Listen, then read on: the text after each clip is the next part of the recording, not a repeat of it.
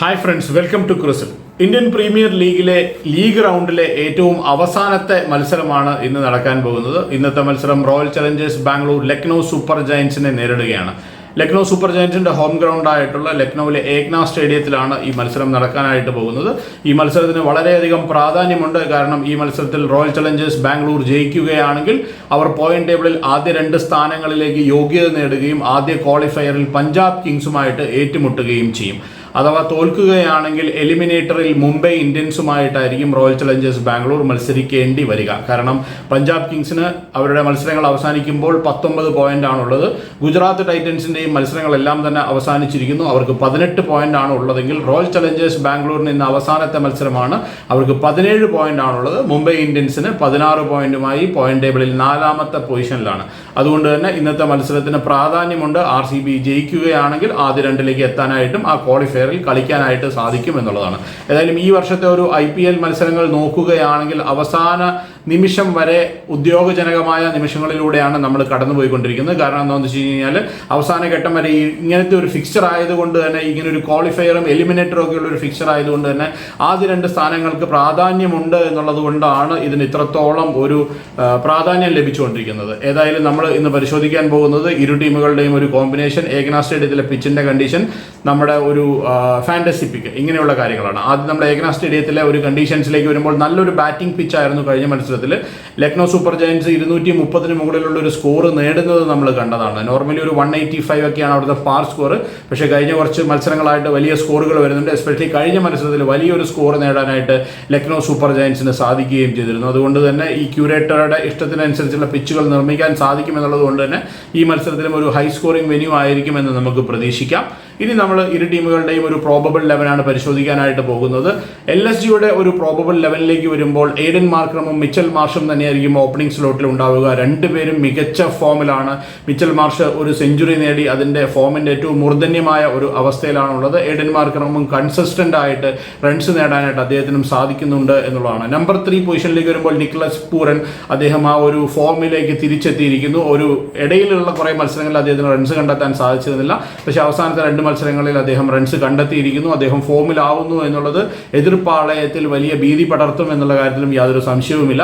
Number 4 പൊസിഷനിൽ ഋഷഭ് പന്ത് ആയിരിക്കും. ഋഷഭ് പന്ത് ഈ ടൂർണമെന്റിൽ ഉടനീളം മികച്ച പ്രകടനങ്ങളൊന്നും തന്നെ കാഴ്ചവെച്ചിട്ടില്ല. നമ്പർ 5 പൊസിഷനിൽ ആയുഷ് ബദോനി, നല്ലപോലെ ഒരു മിഡിൽ ഓർഡറിലും ഡെത്ത് ഓവേഴ്സിലും റൺസ് നേടാൻ ആയുഷ് ബദോനിക്ക് സാധിക്കുന്നു. നമ്പർ 6 പൊസിഷനിൽ അബ്ദുൾ സമദ് തന്നെയായിരിക്കും ഈ മത്സരത്തിലും ഉണ്ടാവുക എന്നുള്ളതാണ്. നമ്പർ 7 പൊസിഷനിൽ കഴിഞ്ഞ മത്സരത്തിൽ ഹിമ്മത്ത് സിംഗ് ആയിരുന്നു കളിച്ചുകൊണ്ടിരുന്നത്. ഈ മത്സരത്തിലും അദ്ദേഹം തന്നെയായിരിക്കും എന്ന് പ്രതീക്ഷിക്കുന്നു. നമ്പർ 8 പൊസിഷനിൽ കഴിഞ്ഞ മത്സരത്തിൽ ഷാബാസ് അഹമ്മദിനെയാണ് കളിപ്പിച്ച ഒരു ലെഫ്റ്റ് ഹാൻഡ് സ്പിന്നറാണ് ഷഹബാസ് അഹമ്മദ്, നമുക്കറിയാം. ഒപ്പം തന്നെ നല്ലപോലെ ബാറ്റ് ചെയ്യാൻ പറ്റുന്ന ഒരു താരവുമാണ്. ഇനി അദ്ദേഹമായിരിക്കുമോ അതോ അതിന് പകരമായിട്ട് ദിഗ്വേഷ് സിംഗ് രതി കഴിഞ്ഞ മത്സരത്തിൽ കളിച്ചിരുന്നില്ല, സസ്പെൻഷനിലായിരുന്നു. ഒരു മാച്ച് സസ്പെൻഷൻ കഴിഞ്ഞ് അദ്ദേഹം തിരിച്ചെത്തുന്നു. അദ്ദേഹം കളിക്കുമോ എന്നുള്ളതാണ്. അതുപോലെ തന്നെ നമ്പർ 9 പൊസിഷനിലേക്ക് വരുമ്പോൾ ആകാശ് ദീപിനെ കളിപ്പിക്കാനുള്ള സാധ്യത കൂടുന്നു. നമ്പർ 10 പൊസിഷനിലേക്ക് വരുമ്പോൾ അവേഷ് ഖാൻ തന്നെയായിരിക്കും ആ ഒരു പൊസിഷനിൽ ഉണ്ടാവുക. നമ്പർ 11 പൊസിഷനിലേക്ക് വരുമ്പോൾ വിൽ ഓ റൂർക്ക് എന്ന് പറയുന്ന ന്യൂസിലൻഡിന്റെ ഫാസ്റ്റ് ബോളറാണ്. മികച്ച ഫാസ്റ്റ് ബോളറാണ്. വളരെ പൊക്കമുള്ള ടോളായിട്ടുള്ള ഒരു ഫാസ്റ്റ് ബോളറാണ്. അതുകൊണ്ട് തന്നെ നല്ലൊരു ബൗളിംഗ് പ്രകടനം കഴിഞ്ഞ മത്സരത്തിൽ കാഴ്ചവെക്കാൻ അദ്ദേഹത്തിന് സാധിച്ചിരുന്നു.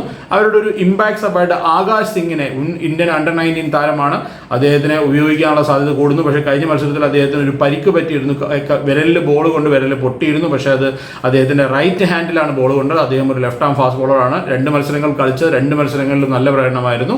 അത് ആകാശ് സിംഗിന് പറ്റുന്നില്ലെങ്കിൽ ആ ഒരു പൊസിഷനിലേക്ക് വേണമെങ്കിൽ ദിഗ്വേഷ് സിംഗ് രതിയെ അവിടെയും പരിഗണിക്കാവുന്നതാണ്. ഇനി നമ്മൾ RCBയുടെ ഒരു പ്രോബബിൾ പ്ലേയിങ് 11ലേക്ക് വരികയാണെങ്കിൽ ഫിൽ സോൾട്ടും വിരാട് കോഹ്ലിയും തന്നെയാണ്. നമ്മൾ LSGയുടെ കാര്യം പറഞ്ഞതുപോലെ തന്നെ ഓപ്പണിങ്ങിലുള്ള 2 പേരും RCBയുടെയും മികച്ച ഫോമിലാണ്. ഫിൽ സോൾട്ട് മികച്ച ഫോമിലാണ്. ഒപ്പം തന്നെ വിരാട് കോഹ്ലിയും എല്ലാ വർഷവും IPL 400-ഉം 500-ഉം റൺസ് നേടുന്ന താരമാണ് വിരാട് കോഹ്ലി. ഈ വർഷവും ആ പതിവ് കോഹ്ലി തെറ്റിച്ചിട്ടില്ല എന്നുള്ളതാണ്. നമ്പർ 3 പൊസിഷനിലാണ് അവർക്കൊരു കൺസേൺ ഉള്ളത്. ദേവദത്ത് പടിക്കൽ നല്ലപോലെ ചെയ്തു വന്നതാണ് ഒരു പൊസിഷനിൽ. പക്ഷേ അദ്ദേഹത്തിന് ഒരു പരിക്ക് പറ്റി പിന്മാറേണ്ടി വന്നു. അതുകൊണ്ട് തന്നെ മായങ്ക് അഗർവാളാണ് കഴിഞ്ഞ മത്സരത്തിൽ അവർക്ക് വേണ്ടി അതിന് റീപ്ലേസ്മെന്റ് ആയിട്ട് വന്ന ഒരു താരം എന്ന് പറയുന്നത്. നമ്പർ 4 പൊസിഷനിൽ രജത് പട്ടിദാറാണ്. രജത് പട്ടിദാറും ഒരു പരിക്കിന്റെ പിടിയിലായിരുന്നു. അവിടെ നിന്ന് മോചിതനായി വന്നിരിക്കുന്നു. പക്ഷേ എത്രത്തോളം നല്ല പ്രകടനങ്ങൾ അദ്ദേഹത്തിനും കാഴ്ചവെക്കാൻ സാധിക്കുമെന്നുള്ളതാണ് ഒരു പ്രശ്നം എന്ന് പറയുന്നത്. നമ്പർ 5 പൊസിഷനിൽ വിക്കറ്റ് കീപ്പർ ബാറ്റർ ആയിട്ടുള്ള ജിതേഷ് ശർമ്മ, നല്ലൊരു പ്ലെയറാണ്. നല്ലപോലെ ഫിനിഷ് ചെയ്യാൻ പറ്റുന്ന ഒരു താരമാണ് അദ്ദേഹം. നമ്പർ 6 പൊസിഷനിലേക്ക് വരുമ്പോൾ ടിം ഡേവിഡ് ആണ്. ടിം ഡേവിഡിനും കഴിഞ്ഞ മത്സരത്തിൽ ഒരു പരിക്ക് പറ്റിയിരുന്നു. അദ്ദേഹത്തിന് ചെറിയൊരു മസിൽ പുള്ള് സംഭവിച്ചിരുന്നു. അതുകൊണ്ട് തന്നെ ബാറ്റ് ചെയ്യാൻ കുറെ ലോവർ ഓർഡറിലാണ് അദ്ദേഹം ബാറ്റ് ചെയ്യാനായിട്ട് കളിക്കാനായിട്ട് വന്നത്. ഈ മത്സരത്തിൽ അതിൽ നിന്നെല്ലാം അദ്ദേഹം മോചിതനായി വരുമെന്ന് പ്രതീക്ഷിക്കാം. കാരണം നല്ലൊരു ഫിനിഷറാണ്, മത്സരം ജയിപ്പിക്കാൻ സാധിക്കുന്ന താരമാണ് ടിം ഡേവിഡ്. നമ്പർ 7 പൊസിഷനിലേക്ക് വരുമ്പോൾ റൊമാരിയോ ഷെപ്പേർഡാണ്. ഒറ്റയ്ക്ക് വേണമെങ്കിൽ മത്സരം തിരിക്കാൻ പറ്റുന്ന ഒരു ബാറ്ററാണെന്ന് നമുക്കറിയാം. ഒരു മത്സരത്തിൽ 14 ബോളുകളിൽ അർദ്ധ സെഞ്ചുറി നേടി. കഴിഞ്ഞ മത്സരത്തിൽ 2 ഓവറുകൾ നല്ലപോലെ ബൗൾ ചെയ്യാനും റൊമാരിയോ ഷെപ്പേർഡിന് സാധിച്ചിരുന്നു. നമ്പർ 8 പൊസിഷനിൽ അവരുടെ ഏറ്റവും പ്രധാനപ്പെട്ട താരങ്ങളുടെ ഒരാളായിട്ടുള്ള കൃണാൽ പാണ്ഡ്യയാണ്. ഒരു ബിറ്റ്സ് ആൻഡ് പീസസ് ക്രിക്കറ്റർ എന്നൊക്കെ വിശേഷിപ്പിക്കാൻ വേണമെങ്കിൽ, കാരണം ബാറ്റ് കൊണ്ടും ബോൾ കൊണ്ടും ഒക്കെ അവിചാരിതമായിട്ടുള്ള പ്രകടനങ്ങൾ കാഴ്ചവെക്കുന്ന ഒരു താരമാണ് കൃണാൽ പാണ്ഡ്യ. നമ്പർ 9 പൊസിഷനിൽ ഭുവനേശ്വർ കുമാർ, നന്നായിട്ട് ബോൾ ചെയ്യുന്നുണ്ട് ഭുവനേശ്വർ കുമാർ, അദ്ദേഹം തന്നെയായിരിക്കും. നമ്പർ 10 പൊസിഷനിൽ യശ് ദയാൽ തന്നെയായിരിക്കും. നല്ല ഒരു ലെഫ്റ്റ് ആം ഫാസ്റ്റ് ബോളറാണ് യശ് ദയാൽ എന്നറിയാം. ഇനീഷ്യൽ സ്റ്റേജിൽ നല്ലപോലെ ബോൾ സ്വിംഗ് ചെയ്യിക്കാനും അദ്ദേഹത്തിന് സാധിക്കും. നമ്പർ 11 പൊസിഷനിൽ ലുങ്കി എങ്കിരിയാണ് കഴിഞ്ഞ മത്സരത്തിൽ ഉണ്ടായിരുന്നത്.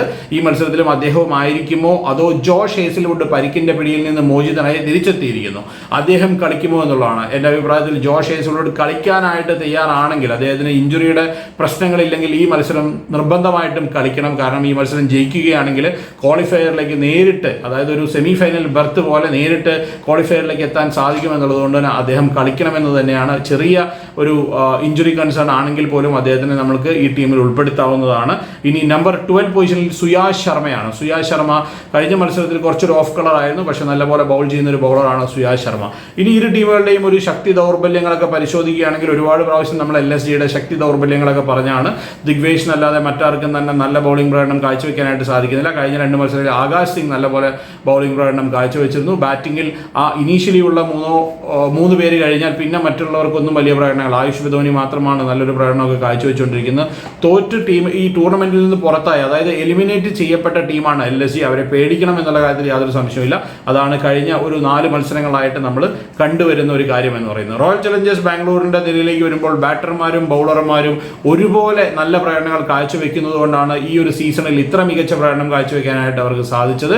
എല്ലാ പ്രാവശ്യവും അവരുടെ ബാറ്റർമാർ മികച്ച പ്രകടനങ്ങൾ കാഴ്ചവെക്കാറുണ്ട്, ബൗളർമാരുടെ ഭാഗത്താണ് വീഴ്ച വരാറുള്ളത്. ഈ വർഷം പക്ഷേ നല്ല ബൗളർമാരെ ടീമിൽ എടുത്തുകൊണ്ട് അവർ ആ കോട്ടം നികത്തിയിരിക്കുകയാണ്. നല്ല ഒരു ബൗളിംഗ് ഡിപ്പാർട്ട്മെന്റ് ആണ്. പക്ഷേ അവരുടെ ഒരു കൺസേൺ എന്ന് പറയുന്ന പല താരങ്ങളും പരിക്കിന്റെ പിടിയിലായി പോകുന്നു എന്നുള്ളതാണ്. നമ്മൾ ആദ്യം പറഞ്ഞ പോലെ തന്നെ ദേവദത്ത് പടിക്കൽ ഫോമിലായി വന്നപ്പോൾ അദ്ദേഹം പരിക്കിന്റെ പിടിയിലായി. അതുപോലെ തന്നെ കഴിഞ്ഞ മത്സരത്തിൽ ടിം ഡേവിഡിന് ഒരു പരിക്ക് പറ്റിയിരിക്കുന്നു. അതുപോലെ തന്നെ ജോഷ് ഹേസൽവുഡ് അവരുടെ ഏറ്റവും പ്രധാനപ്പെട്ട ബൗളറാണ്. ജോഷ് ഹേസൽവുഡ് ഉണ്ടെങ്കിലും ഇല്ലെങ്കിലുമുള്ള RCB, അദ്ദേഹം കളിക്കുന്നുണ്ടെങ്കിലുള്ള RCBയും കളിക്കുന്നില്ലെങ്കിലുള്ള RCBയും വലിയ വ്യത്യാസമുണ്ട് എന്നുള്ളതാണ് എൻ്റെ ഒരു അഭിപ്രായം എന്ന് പറയുന്നത്. രജത് പട്ടിദാറും അതുപോലെ തന്നെ പരിക്കിന്റെ പിടിയിൽ നിന്ന് മോചിതനായി വന്നിരിക്കുന്നു. പരിക്കാണ് RCBയുടെ ഏറ്റവും വലിയൊരു പ്രശ്നം എന്ന് പറയുന്നത്. ഇനി നമ്മൾ നമ്മുടെ ഒരു ഫാന്റസി പിക്കിലേക്ക് പോവുകയാണ്. ഇതൊരു നല്ല ബാറ്റിംഗ് ട്രാക്ക് ആയിരിക്കും എന്നുള്ള പ്രതീക്ഷയിലാണ് ഞാൻ ഈ ഫാന്റസി പിക്ക് എടുത്തിരിക്കുന്നത്. എയ്ഡൻ മാർക്കറാമിനെ ഞാൻ ടീമിലേക്ക് ഉൾപ്പെടുത്തിയാണ്, നല്ല ഫോമിലാണ്. മിച്ചൽ മാർഷിനെ ഉൾപ്പെടുത്തുന്നു, നല്ല ഫോമിലാണ്. മിച്ചൽ മാർഷ് ഒരു സെഞ്ചുറിയൊക്കെ നേടി നിൽക്കുകയാണ്. നിക്കലസ് പൂരനെയും ഞാൻ ഈ ടീമിലേക്ക് ഉൾപ്പെടുത്തുകയാണ്. അദ്ദേഹം ആ ഒരു ഫോമിലേക്ക് വന്നു കഴിഞ്ഞാൽ വളരെ ഡേഞ്ചറസ് ആയിട്ടുള്ള ഒരു പ്ലെയറാണ് നിക്കലസ് പൂരൻ. അദ്ദേഹത്തിനെ തന്നെയാണ് ടീമിന്റെ വൈസ് ക്യാപ്റ്റനായിട്ട് വെച്ചിരിക്കുന്നത്. വിൽ ഓ റൂർക്കിനെ ഉൾപ്പെടുത്തുകയാണ്. ഇത്രയും ഹൈറ്റിൽ നിന്ന് ബോൾ റിലീസ് ചെയ്യുന്നത് കൊണ്ട് തന്നെ നല്ലൊരു ബൗളിംഗ് പ്രകടനം പലപ്പോഴും കാഴ്ചവെക്കാൻ അദ്ദേഹത്തിന് സാധിക്കുന്നു. അതുപോലെ തന്നെ ദിഗ്വേഷ് സിംഗ് രതിയെ ഉൾപ്പെടുത്തുകയാണ്. എല്ലാ മത്സരത്തിലും നല്ല ബൗളിംഗ് ആണ് ദിഗ്വേഷ് സിംഗ് കാഴ്ചവെക്കുന്നത്, അതുകൊണ്ട് അദ്ദേഹത്തിനെ ഉൾപ്പെടുത്തുകയാണ്. ഇനി RCBയുടെ നിലയിലേക്ക് വരുമ്പോൾ ഫിൽ സോൾട്ടിനെ ഉൾപ്പെടുത്തുന്നു, നല്ല ഫോമിലാണ് ഫിൽ സോൾട്ട്. വിരാട് കോഹ്ലിയെയും ഉൾപ്പെടുത്തുകയാണ്. വിരാട് കോഹ്ലിയാണ് ഞാൻ ഈ ടീമിന്റെ ക്യാപ്റ്റനായിട്ട് വെച്ചിരിക്കുന്നത്. Jitesh Sharma wicket keeper batter, നല്ല ഫിനിഷറാണ്, അദ്ദേഹത്തിനെ ഉൾപ്പെടുത്തുന്നു. കൃണാൽ പാണ്ഡ്യ ബാറ്റ് കൊണ്ടും ബോൾ കൊണ്ടും നല്ല പ്രകടനങ്ങൾ കാഴ്ചവെക്കുന്നു, അദ്ദേഹത്തിനെ ഉൾപ്പെടുന്നു. ഭുവനേശ്വർ കുമാർ ബോൾ നല്ലപോലെ സ്വിംഗ് ചെയ്യിക്കുന്നതുകൊണ്ടാണ് അദ്ദേഹത്തിനെ ഉൾപ്പെടുത്തുന്നത്. ഇനി അവസാനമായിട്ട് യശ് ദയാലിനെ ഉൾപ്പെടുത്തിയാണ്. യശ് ദയാൽ അല്ലെങ്കിൽ ജോഷ് ഹേസൽവുഡ്. ജോഷ് ഹേസൽവുഡ് കളിക്കുന്നുണ്ടെങ്കിൽ ഉറപ്പായിട്ടും ജോഷ് ഹേസൽവുഡിനെ ടീമിൽ ഉൾപ്പെടുത്തണമെന്നാണ് എൻ്റെ അഭിപ്രായം എന്ന് പറയുന്നത്. ഇതാണ് നമ്മുടെ ഒരു ഫാന്റസി പിക്ക് എന്ന് പറയുന്നത്. ഞാൻ ആദ്യം തന്നെ പറഞ്ഞതുപോലെ തന്നെ RCBയെ സംബന്ധിച്ചിടത്തോളം വളരെ ക്രൂഷ്യൽ ആയിട്ടുള്ള ഒരു മത്സരമാണ്. മത്സരം ജയിച്ച് ആദ്യ 2 സ്ഥാനത്ത് ഇടം പിടിച്ചുകൊണ്ട് ആദ്യത്തെ ക്വാളിഫയർ കളിക്കാനായിട്ടായിരിക്കും RCB ശ്രമിക്കുക. ഈ ഒരു മത്സരത്തിൽ ജയിക്കുകയാണെങ്കിൽ, നല്ല പോയിന്റിൽ ജയിക്കുകയാണെങ്കിൽ പഞ്ചാബിനെ ഓവർടേക്ക് ചെയ്ത് 1ാം സ്ഥാനത്തേക്ക് എത്താനായിട്ട് അവർക്ക് സാധിക്കും. അല്ലെങ്കിൽ 2ാം സ്ഥാനത്ത് പഞ്ചാബിന് തൊട്ട് താഴെയായിരിക്കും RCBയുടെ സ്ഥാനം. തോൽക്കുകയാണെങ്കിൽ മുംബൈ ഇന്ത്യൻസുമായിട്ട് എലിമിനേറ്റർ ആയിരിക്കും അവർക്ക് കളിക്കേണ്ടതായിട്ട് വരിക എന്നുള്ളതാണ്. ഏതായാലും നല്ല ഒരു മത്സരമായിരിക്കുമെന്ന് പ്രതീക്ഷിക്കുന്നു. അങ്ങനെ ആകട്ടെ എന്ന് ആശംസിച്ചുകൊണ്ട് നിർത്തുകയാണ്. മറ്റൊരു വീഡിയോ ആയിട്ട് വീണ്ടും കാണാം. ബൈ.